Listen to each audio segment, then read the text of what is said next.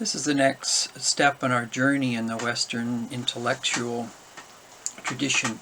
We've looked at recently the rise of Islam in the 7th century and the ongoing journey between Christianity and Islam, and I will return to that shortly. But I'm going to entitle this lecture Western Intellectual Tradition, Theoria and Praxis. Theoria comes from a Greek word, contemplation or reflecting on life's journey, and then praxis is the living out of that, or what we call practice in English. And I'll be using that as sort of the golden thread through this lecture. In often looking at the Christian tradition, there has been a tendency, and given the fact this is a class on the Western tradition, we focus more on the Roman Catholic tradition because it dominated the West up to the 16th century, hence looking at Augustine, the Western patristic tradition, and in a couple of weeks we'll be moving to Thomas Aquinas. But there are quite a few important thinkers between, obviously, Augustine and Aquinas, and I'll discuss some of them today. But the other two big branches of Christianity, which have had an impact on the West, both then and now, are the Orthodox tradition.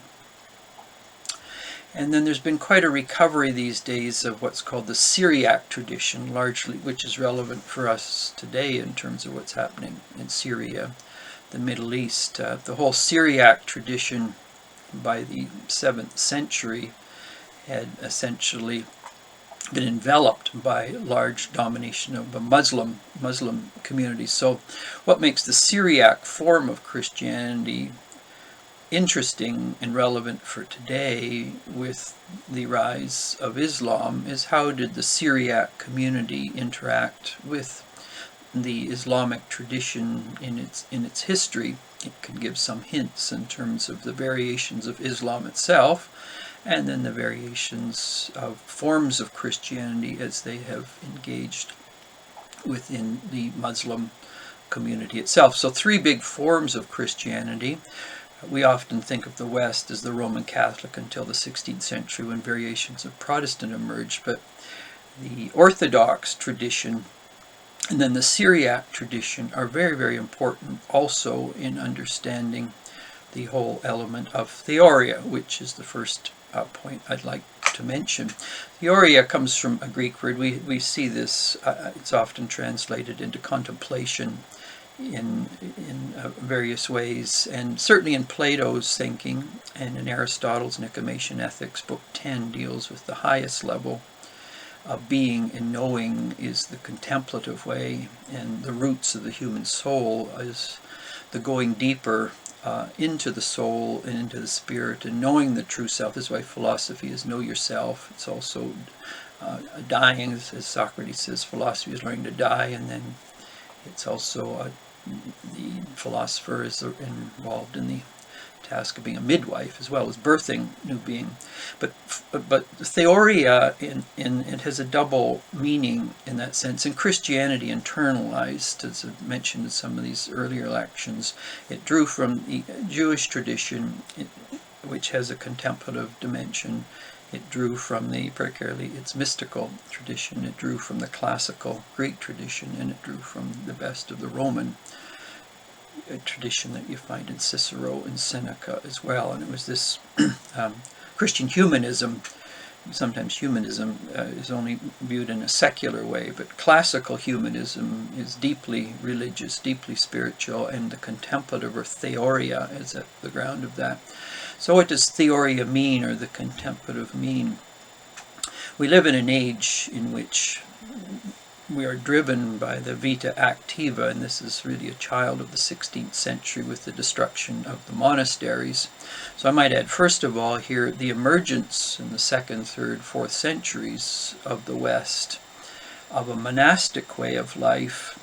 In the East, the Orient, it would be Mount Athos, the great Orthodox tradition of the Philokalia, the 5 volumes that come out of that, the Syriac tradition of the contemplative element of faith that you would find Ephraim, and the whole tradition coming out of Nineveh and Edessa, which were great centers of contemplative Christianity. So there can be no doubt when reflecting on this earlier phase of Christianity, its roots and its grounding and its foundation is in the contemplative.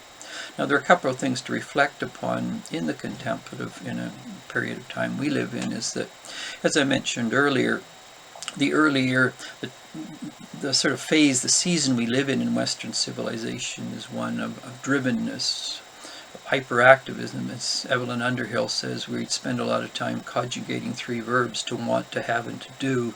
We've forgotten how to conjugate the verb to be. And so contemplation is first and foremost the attempt to say, what does it mean to be? What does it mean to understand who I am at a deeper level, rather than all those identities I put on clothes, and I can change them like clothes? But is there something deeper, something more centered, that takes silence, it takes stillness, it takes solitude, it takes slowing down to hear, to know that? So contemplation is about reversing an element of self-understanding, which is about moving faster, going quicker, not knowing how to stop, and saying, is this the real I? Is the I the one that's always producing, accomplishing, doing, defining what we do by performances on the stage of life? Or is there, who are you when you get off the stage of performances? Is there something deeper, more substantive? So the contemplative tradition is first of all recognizing there's a lot of superficiality in all of us. We have to look steady in that face and say, that is not I at a deeper level. And we often fear silence, solitude, quietness, because we don't know what to do with that. But in a contemplative tradition, that in fact is the yellow brick road. That's the highway to a deeper understanding of the self, which is quite different from the socialized ego, the encultured ego in that sense. And so the contemplative tradition is very, very much discerning the difference between the deeper self and the conditioned ego, or one could call it in modern psychology Jungian, the shadow self and the real self. And so the contemplative journey is really about not only experientially going to those places, but Theoria, reflecting on what it looks like and what's the pathway and what are the markings to that deeper understanding of the self. And monasteries, which emerged, the Benedictine tradition in the West, I mentioned Mount Athos, the great Greek tradition of which the 5 volumes, the Philokalia, came out, the Syriac tradition. These were all foundational, that really put in place in Western civilization that true identity, true friendships, true family, meaningful community, and thoughtful politics, as it engaged issues of justice, peace, and ecological issues, were grounded in a deeper listening way, the ability to be attentive, what Simone Weil talks about, being attentive not only to the inner life with its multiplicity of desires and longings and how people can be pulled in a variety of directions, but knowing what desires, what longings are worth heeding, and what are distractions that just lead to ever greater restlessness and a lack of meaningful orientation.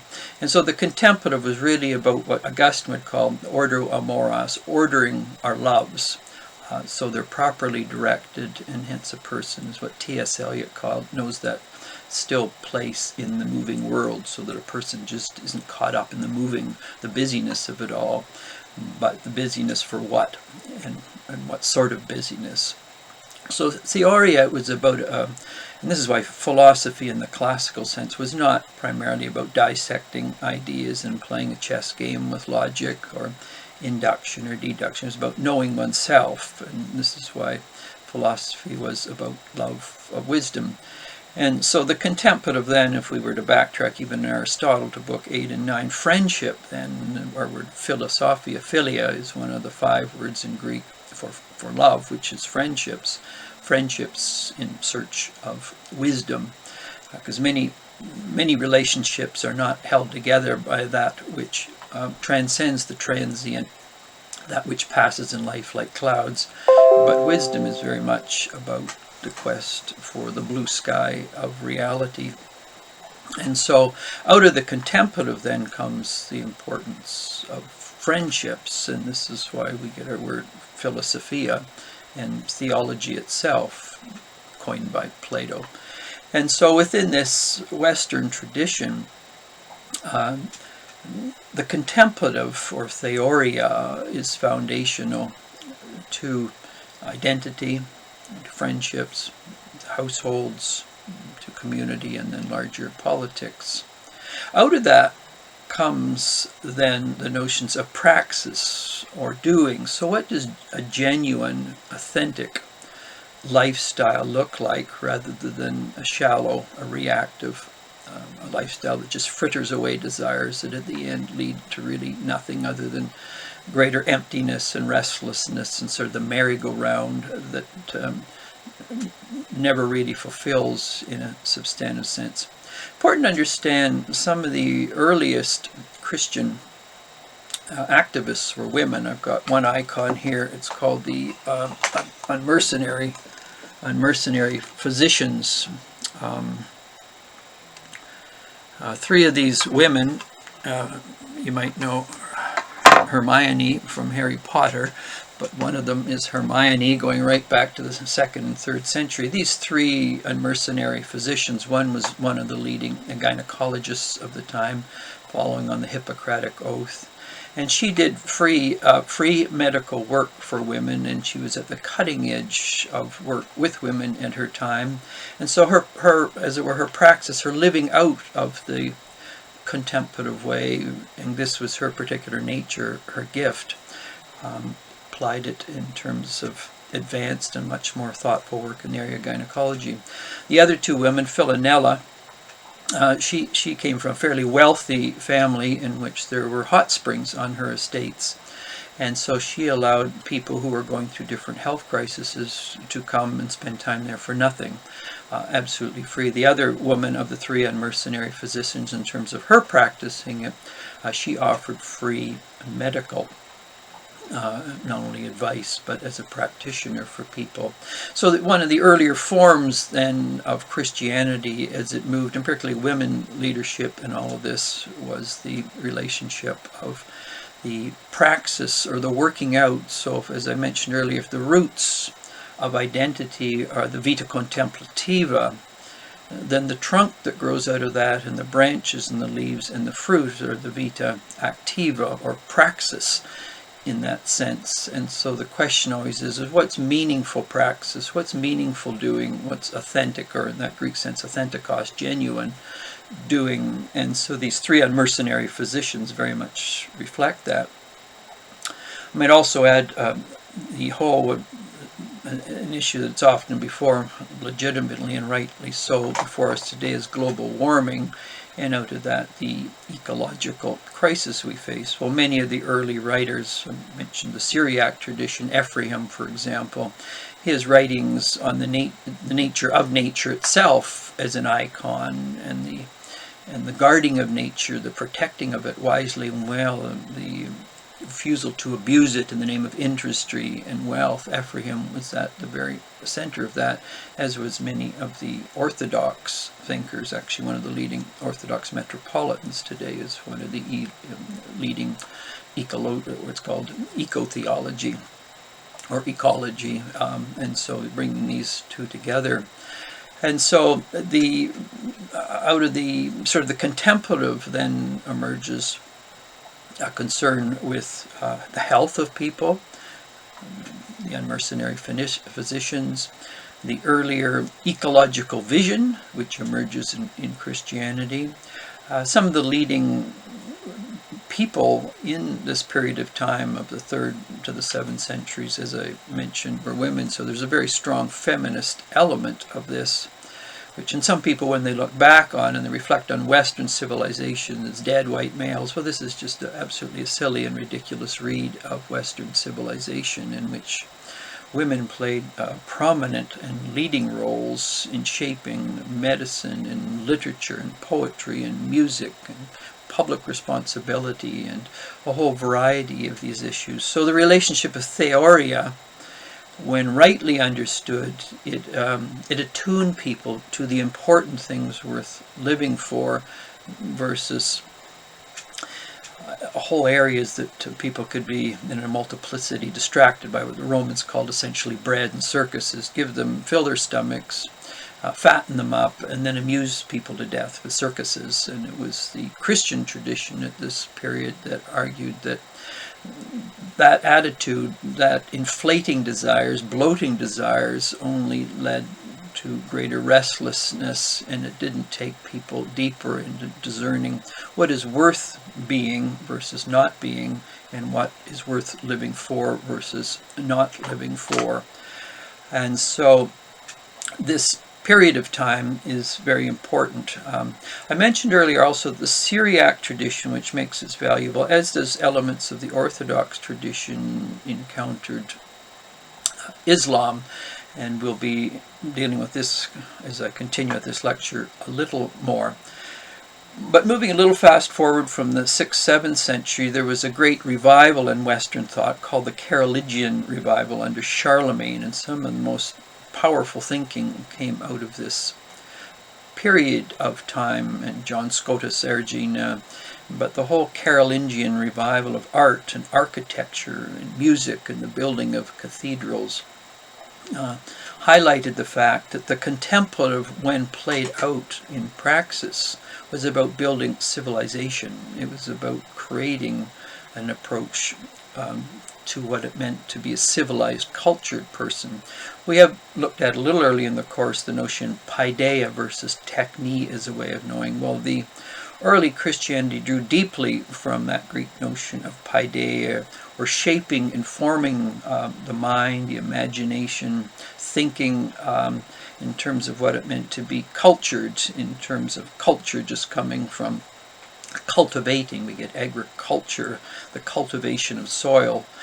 So just as you get cultivation of soil, so you get good gardens, what does it mean to cultivate the soul? So the garden of the soul is replete with beauty, recognizing weeds can get in, and the roots of weeds and the roots of flowers can be very closely together, but that is also the role of course, the contemplative, with good teachers, or in their understanding, spiritual directors, to assist one and all to know where there are weeds in the soil of the soul versus the roots of good flowers, and how one can cultivate the garden of the soul properly. And so that paideia tradition, or the humanities, which is quite different from education of technique, was about a cultivation of the soil of the soul within individuals, within families, within communities, and within the larger polis or body politic in that sense. So it was just and harmonious, which to some degree we've looked at Plato's Republic, but Plato's other works very much reflects on the journey of what a just, peaceful, ecologically sensitive vision of the good life, the life of praxis, looks like when it emerges from the contemplative ethos. So the Carolingian revival then very much was the next phase of unfolding Western culture, Western civilization, philosophy, theology, economics, ecological issues, the role of women and men, how the texts are to be interpreted in subtle and nuanced ways. And so the journey that goes ever on in the West to ignore this important Carolingian phase is significant. For those of you who had a chance to watch, as I suggested last week, the 3-part series, Islam, Empire of Faith, important to note as you watch that the ideology at work, how what's going on there. There's an idealizing in the 3-part series of the richness of the Muslim tradition, which should be honored for all that it did. But the flip side of these 3-part series, they're constantly demeaning the Western civilization as in the Dark Ages, and not thinking, not learning, reacting, barbarism, a whole level of slights against the West. Well, one only needs to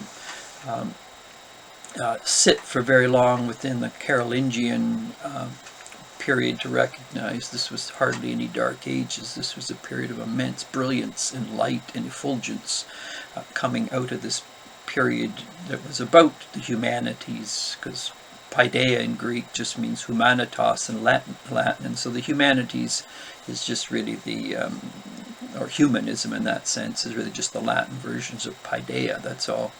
And so the humanities was held very high. It was the apex of what it meant to be a thoughtful philosopher, theologian, political theorist and activist in the world.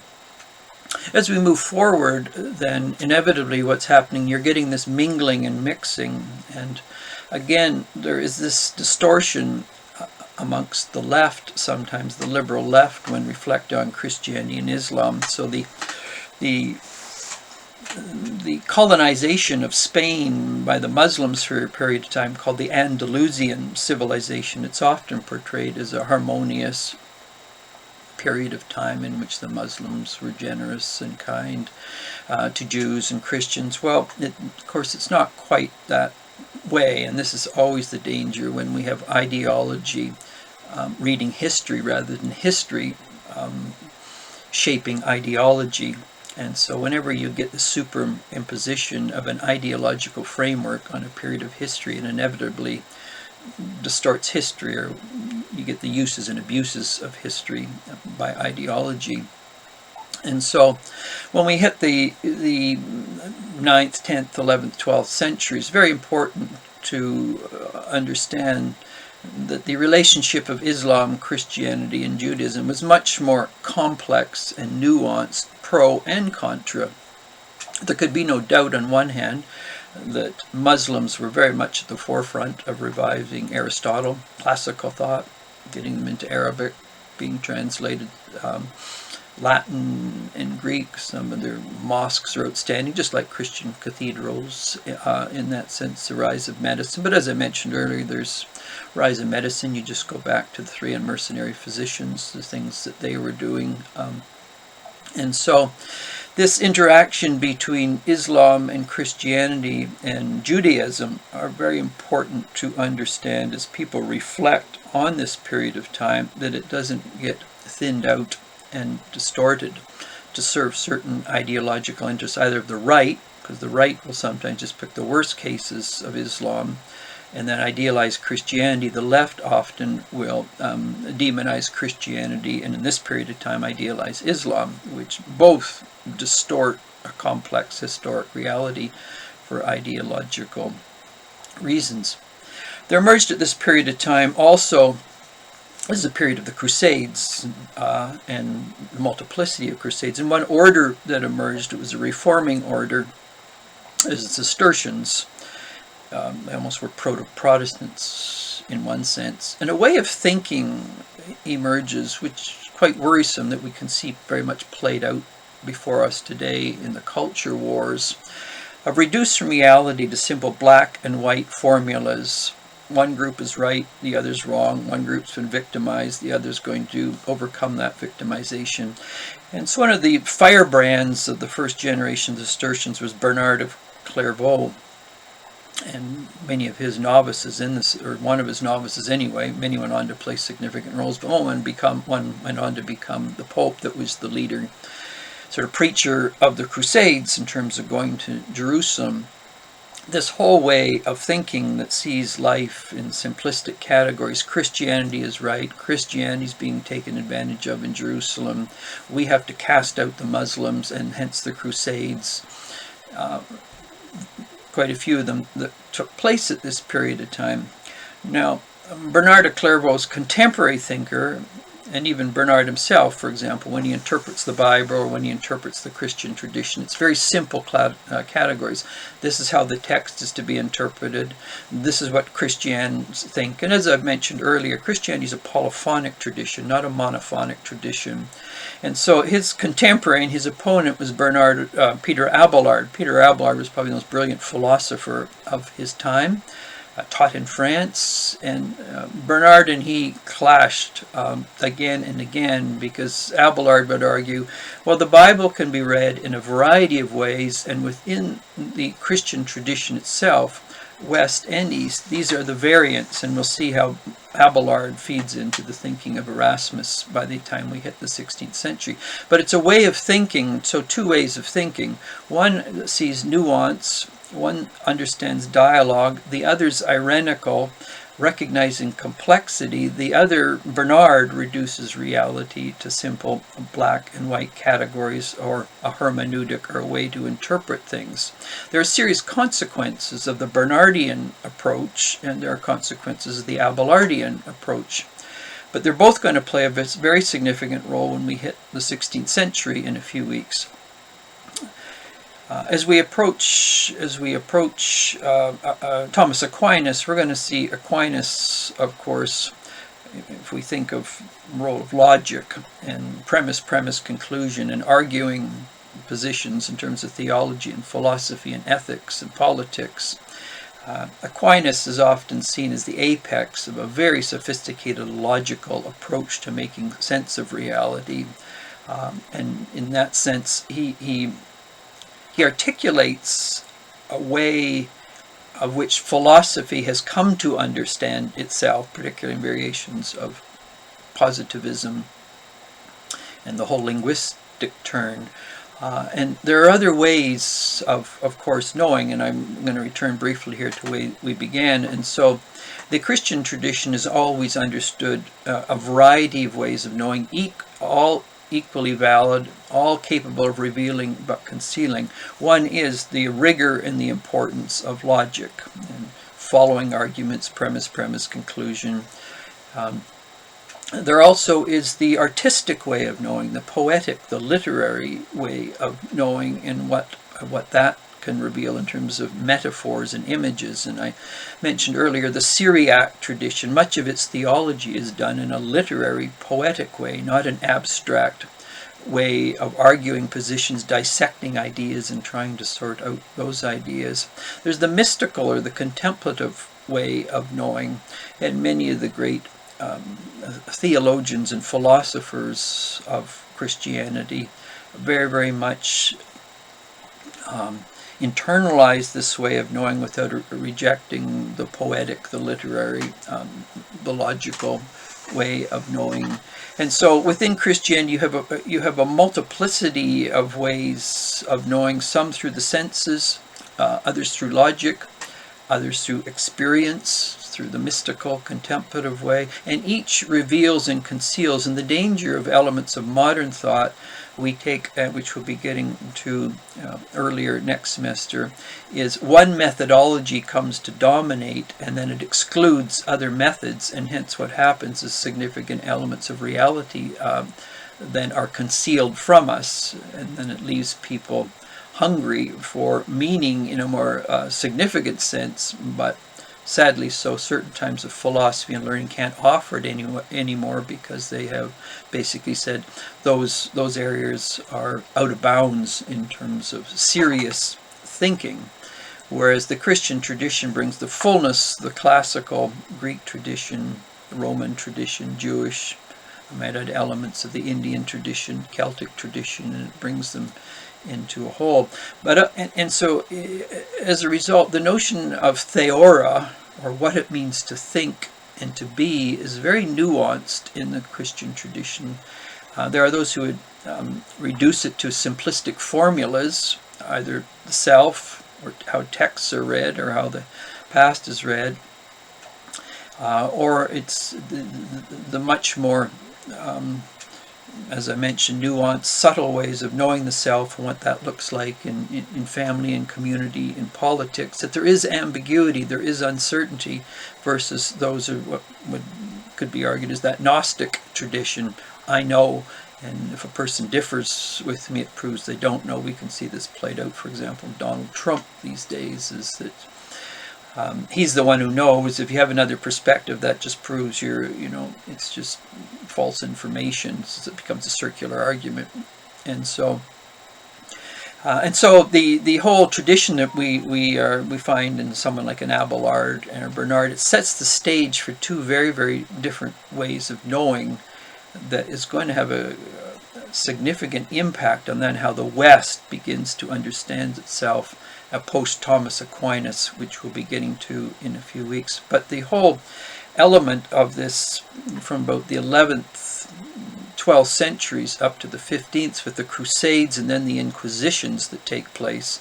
And of course, Christianity at this period of time in Spain under Ferdinand and Isabella, they're thinking in a Bernardian way. And so their terrible treatment, not only of Christians, but of Muslims and of Jews is appalling. But it's that simplistic way of thinking and understanding Christianity that leads to the tragedies, and earlier the Crusades and then the Inquisitions, and some of the treatments of the great Christian mystics like John of the Cross and Teresa of Avila, the way they're treated in this inquisitory period. So this, I'll just finish now. So this lecture really looks at the Theoria. What do we mean by Theoria within the Christian tradition? It's multiple layered meanings of epistemology and hermeneutics and the self and the not self and what that means for friendships, family, community, politics, in terms of understanding. And then the application of that is praxis. How does that work out? It's within the history of the West, in terms of medicine, in terms of ecology, in terms of roles of women, of culture, of cathedrals, of literature, of music, and all of the great arts themselves that are part of the humanities in that noblest sense of the word. So this has been very much a stone skimming the surface of the water as we're moving to the end of Poli-Sci 311, but important to get a sense of some of the main themes and some of the tensions and clashes, and that Christianity is not monophonic, it's very polyphonic, and that's part of the dialogical nature of its history. When people want to dismiss it simplistically, and they usually are picking very small cherries on a great big historic tree, and thereby distorting not only the tree but the forest of Western civilization itself.